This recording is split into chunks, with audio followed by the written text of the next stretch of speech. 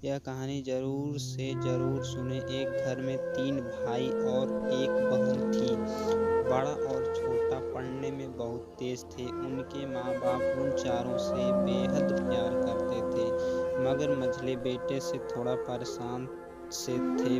बड़ा बेटा पढ़ लिख कर डॉक्टर बन गया, छोटा भी पढ़ लिख कर इंजीनियर बन गया, मगर मझला बिल्कुल कमज़ोर और गँवार बनके ही रह गया।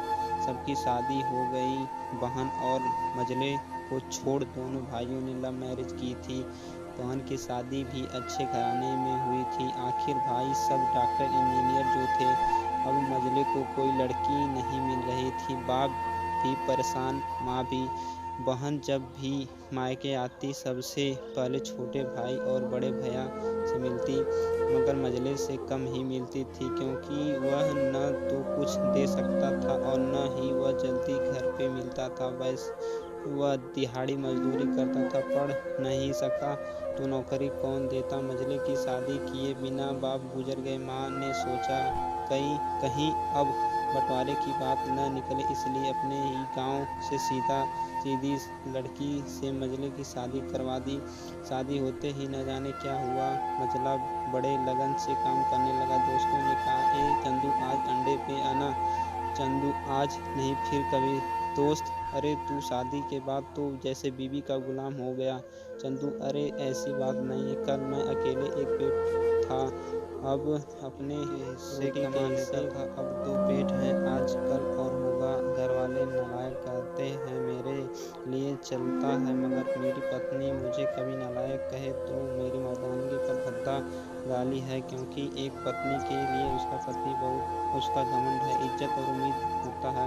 उसके घरवालों ही मुझ पर भरोसा करके ही तो अपनी बेटी दी है, फिर उनका भरोसा कैसे तोड़ सकता हूँ। कॉलेज में नौकरी की डिग्री मिलती है और ऐसे संस्कार माँ बाप से मिलते हैं। इधर घर पे बड़ा और छोटा भाई और उनकी पत्नियां मिलकर आपस में फैसला करते हैं कि जायदाद का बंटवारा हो जाए, क्योंकि हम दोनों लाखों कमाते हैं, मगर मझला ना के बराबर कमाता है। ऐसा नहीं होगा। माँ के लाख मना करने पर भी बंटवारा की तारीख तय होती है। बहन भी आती है, मगर चंदू है कि काम पे निकलने के बाहर आता है। उसके दोनों भाई उसको पकड़ भीतर लाकर बोलते हैं कि आज तो रुक जा, बंटवारा कर ही लेते हैं। वकील कहता है, ऐसा नहीं होता, साइन करना पड़ता है। चंदू, तुम लोग बंटवारा करो, मेरे हिस्से में जो दे देना। मैं शाम को आकर अपना बड़ा सा अंगूठा चिपका दूंगा पेपर पर। बहन, अरे बेवकूफ़, तू गँवार का गँवार ही रहेगा।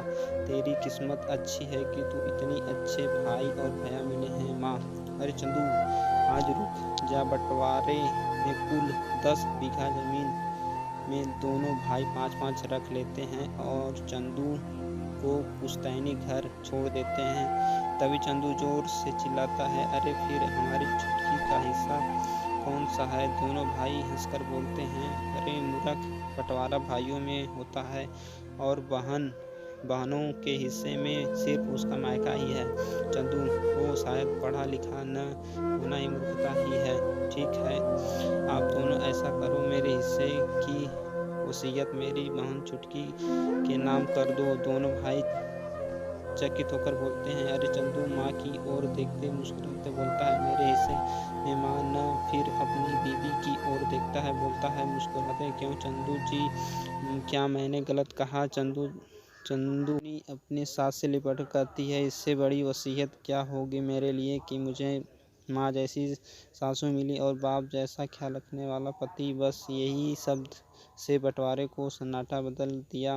बहन दौड़कर अपने गंवार भैया से गले लगाकर रोते हुए कहती है कि माफ़ कर दो भैया मुझे, क्योंकि मैं समझ न सकी आपको। चंदू, इस घर में तेरा भी उतना ही अधिकार है जितना हम सभी का। बहुओं को जलाने की हिम्मत किसी में नहीं होती, मगर फिर भी जलाई जाती, क्योंकि शादी के बाद हर भाई हर बाप उसे पराया समझने लगते हैं। अगर मेरे लिए तू सब कुछ बहुत अजीज हो जाए, पास हो या दूर, माँ मुझे याद आओ, क्योंकि ये वही कोख है जहाँ हमने साथ साथ 9 महीने गुजारे हैं। माँ के साथ तुम्हारी यादों को भी मैं रख रहा हूँ। दोनों भाई दौड़कर मंजले से गले मिलकर रोते हैं, कहते हैं, आज तो तू सचमुच का बाबा लग रहा है। सबकी पलकों पे पानी ही पानी। सब एक साथ फिर से रहने लगते हैं।